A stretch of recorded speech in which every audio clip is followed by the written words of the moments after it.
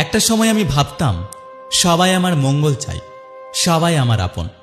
কিন্তু সময় আমাকে শেখালো সব মুখের হাসিতে আন্তরিকতা থাকে না, সব মুখ হাসে না আপনার আনন্দে।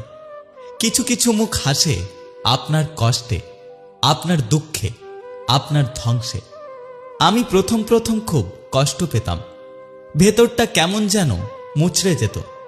পেছনে ফিসফিসিয়ে কথা, চোখে চোখ রেখে হালকা তাচ্ছিল্য, এসব কিছুই আমার গায়ে লাগত। আমি তাও কখনো কারো ক্ষতি করিনি। তারপর বুঝলাম এই পৃথিবীতে সবাই নিজের মুখোশ পরে চলছে।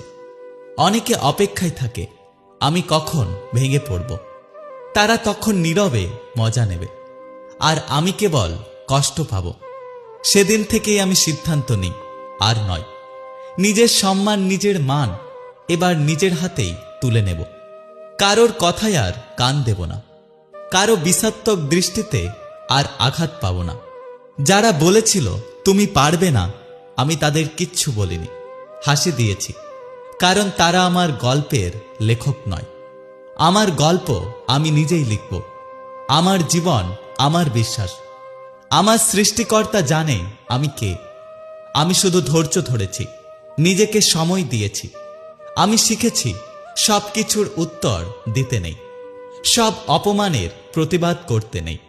চুপ থাকা মানেই দুর্বলতা নয়, চুপ থাকাটাও একটা শক্তি।